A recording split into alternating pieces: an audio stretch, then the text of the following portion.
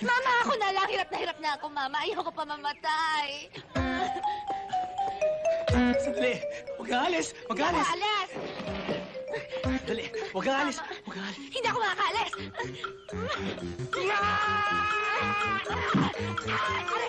Aray, mamatay ako! Ano ba?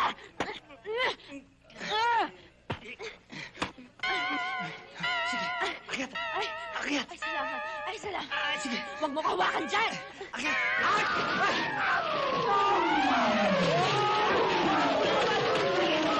Mabuti dumating! Mama!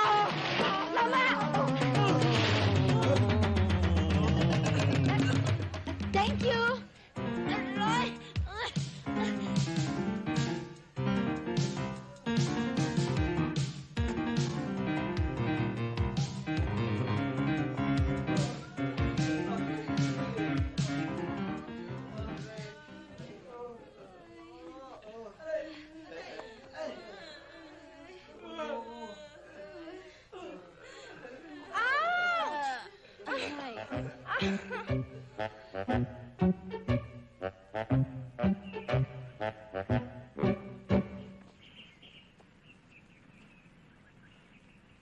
Subugayan na yan.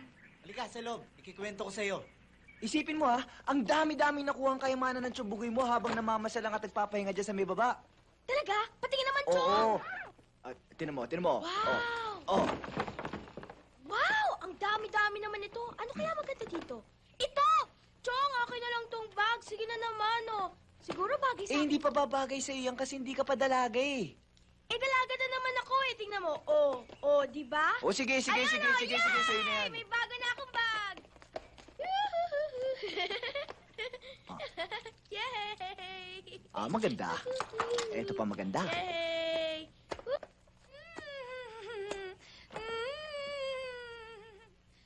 Walang pera. Dami pera! Ito. Maria.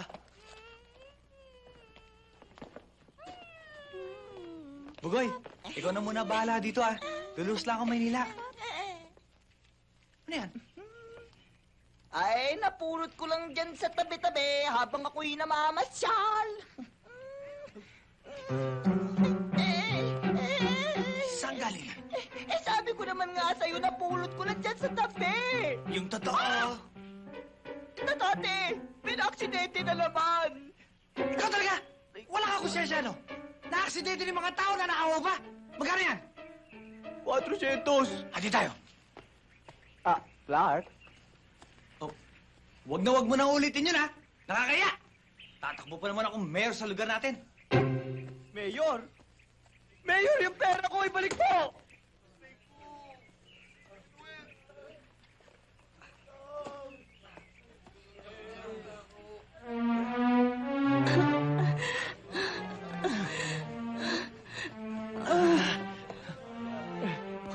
Tulong, pare! Halika! Kapit! Thank you. Akin na!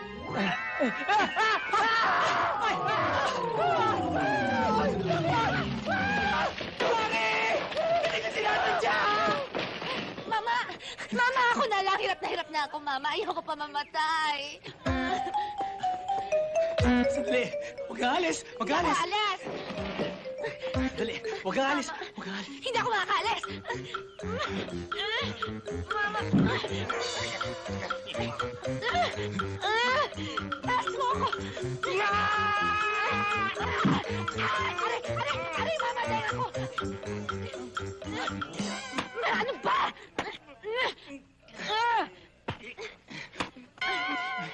Sige! Akyat! Akyat! Ay, salamat. Sige! Huwag mo kawakan dyan. Akyat!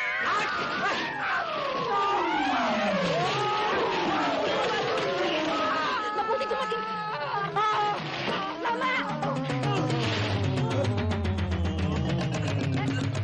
Thank you. Anong ginagawa mo dyan? Ito! Lumapa! Gulang-gulang! Papatabot-tabing! Salamat uli, ha? Bye-bye. Kaya ako kayo pinatawag. Dahil sa isang bagay. Tungkol ito sa babasahin kong huling kahilingan at habilin ng aking kliyente, si Segundo F. Arevalo. Ako nga pala si Attorney Isabel Enriquez. Unang habilin na aking ipinagkakaloob bilang mana sa aking kapatid na si Margarita Arevalo Cortez at bayaw na Elias G. Cortez ang halagang 200,000 piso sa laping Pilipino. Ikalawang habilin, para sa aking mga pamangkin na sina Brando Arevalo Cortez, Michael Arevalo Cortez, at Hilda Arevalo Cortez ay aking ipinagkakaloob bilang mana ang halagang 100,000 piso bawat isa o may kabuang 300,000 piso sa laping Pilipino. Ikatlong habilin. At para sa aking kaisa-isang anak na si Corazon Arevalo, ay aking ipinagkakaloob bilang mana ang buong hasyenda sa Bulacan, ang lahat ng aking alahas, perang kas, na nagkakahalaga ng 5 milyong piso sa laping Pilipino na nakalagak sa ABC Bank of Bulacan at mga bienes ng Arevalo Groups of Companies Incorporated kasama na ang bahay at lupang ito. Ikaapat na habilin na aking hinirang si Attorney Isabel Enriquez bilang siyang tagapagpatupad ng testamentong ito at aking mahigpit na hinihiling at pinagbibilin na hindi ibibigay ang alinmang mana sa mga nabanggit na eredero hanggat hindi pa nakikita at natatagpuan ang aking anak na si Corazon.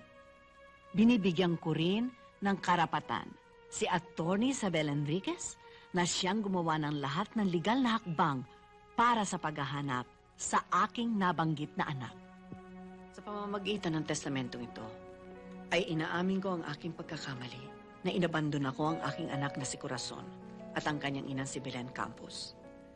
Sa pamamagitan ng kasulatang ito, ay mapagtatakpan ko at mapagbabayaran ang aking pagkukulang sa aking anak.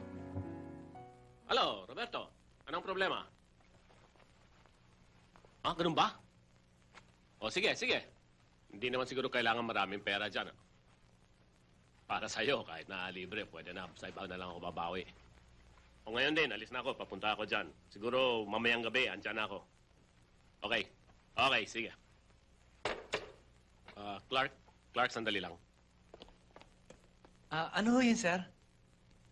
Clark, ikaw muna bahala dito sa opisina. Kailangan ako pumunta ng probinsya. Ano probinsya nyo? Bicol ako eh. Bicol din ako Uragon ka? Uragon man. Uragon ka, Noy! Ikaw Basta ikaw muna bahala dito. Babalik na lang ako. Kailan kayo babalik?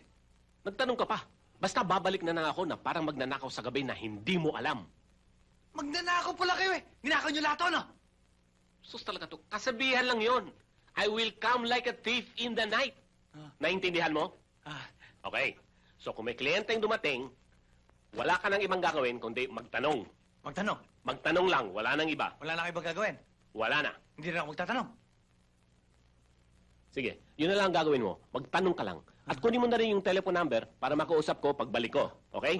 Klaro na? Naintindihan mo? Alis na ako. Kailan ho kayo alis? Clark? Di ka magparungaw-rungaw sa kuya, ha? Kung hindi, ikaw paalisin ko. Damon Manoy. Sige, alis na ako.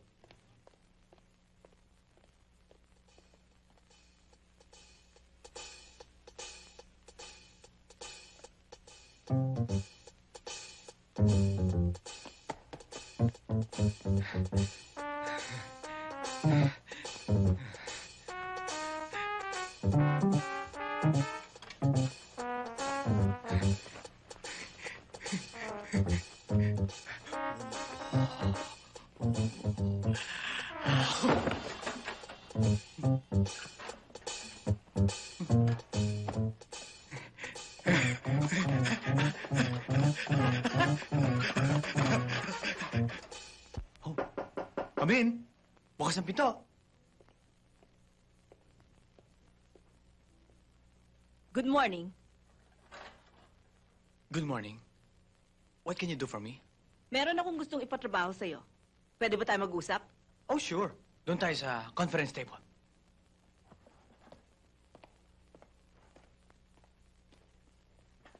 Maupo ho kayo. Hmm?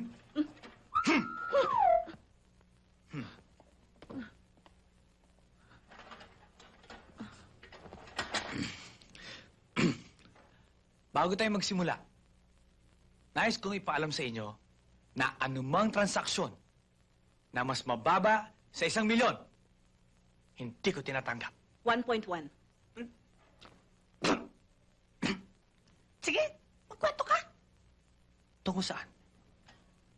Yung asawa ko, alam ko niloloko ako. May babae siya, kaya gusto ko siyang hiwalayan. Kaya lang, wala akong hawak na ebidensya para idemanda siya. Love triangle. Pangkaraniwan. Usong-usong ngayon yan. Pero kailangan nating ilagay sa surveyor ang inyong asawa. Surveyor?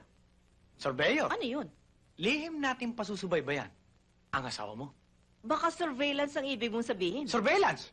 Pamamaraan ng pagsubaybay. Surveyor. Taong sumusubaybay. Ah, ganun pala yun. Hmm? Pero kailangan malaman natin ang punot dulo ng mga pangyayari. Pati na rin ang ibang impormasyon tungkol sa asawa mo. Ang asawa ko ay isang military general. General? Sa ibang detective agency na ho kayo lumapit. Wala akong taong aasikaso sa kaso nyo. Hindi naman ako pwede dahil akong big boss rito. Pang-10 na kayong detective agency nilapitan ko. Ni isa man walang gustong tumanggap ng trabaho. Kapag hindi mo pa tinanggap ang trabaho dito, dalawa na tayo magkakaproblema. Huwag kayong mag-alala. Aayusin natin yan. Buburahin natin lahat ng agam-agam sa isipan nyo. Bago ako umalis, etong litrato ng mister ko at etong paunang bayad.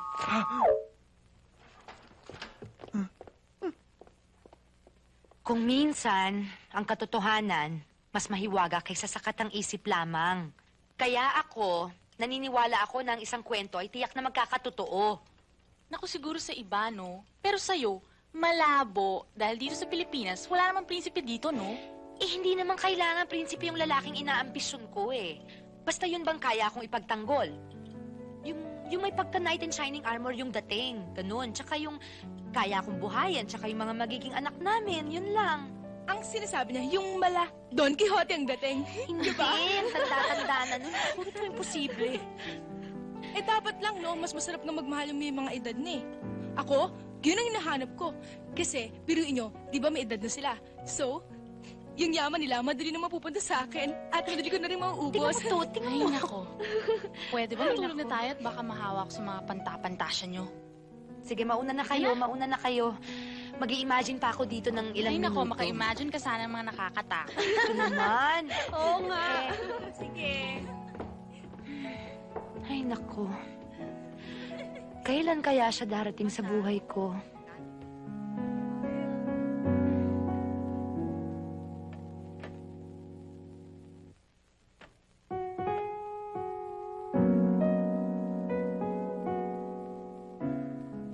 Sa malaot madali, ganun din ang suma nun. Paghahatian din namin ng mana. Bakit pa kami maghihintay? Paano kung hindi makita ang batang kuruso na yon? Dinapurnada ang mana namin. Wala akong magagawa, Elias. Hindi ko maibibigay ang anumang parte ng mamanahin ninyo hanggat hindi natatagpuan si Corazon ang anak ni Segundo. Maliwanag yun. Ayon yun sa kanyang testamento. Kung patay na yung kuruso na yon, anong mangyayari? Kung sakaling patay na si Corazon, susundin ko ang sinasabi ng batas. Ang asawa mo si Marga ang tatanggap ng kabuang mana na para kay Corazon dahil siya ang pinakamalapit na kaanak. Halika. Attorney, kasama ko rito si Mr. Calderon. Kamag-anak ko siya. Siya ang may-ari ng Calderon Detective and Investigation Services. At your service, ma'am. Hello. Ano ang may paglilingkod ko sa inyo? May papahanap ako sa iyong tao. Kala ko ba ikaso mo to? Magaling ka ba sa paghahanap?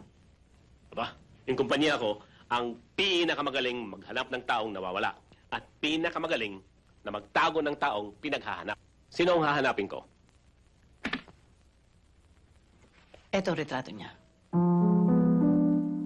Attorney, gusto ko rin sana magkaroon ng litrato ng kuruso na yun eh.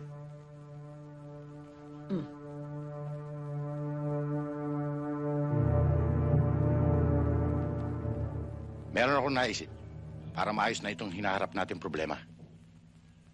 Gusto kong masalbang nalulugi kong negosyo at mabayaran ang patong-patong kong utang sa bangko. At sa parte mo naman, hindi ko na kayang largahan ang luho mo sa katawan. At nabalitaan kong kung kani-kanino ka may utang dahil sa iyong...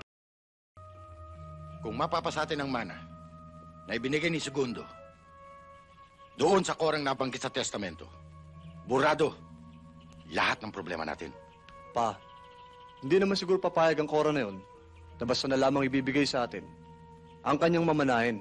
Hindi natin hihingin yun. Kukunin natin ang sapalitan. Kailangan mawala siya o mamatay. Papa, pinsang buo kong lumalabas yung Cora na yun. Hindi ba pangit naman yung iniisip mo? Mamili ka, Brando. Meron kang pinsang buo o mawalan ka ng kwartang isusunod sa layaw mo. Ayon sa testamento, nabanggit na maginang Belen at Cora ay nakatira sa bandang Santa Ana at doon mo sila hanapin.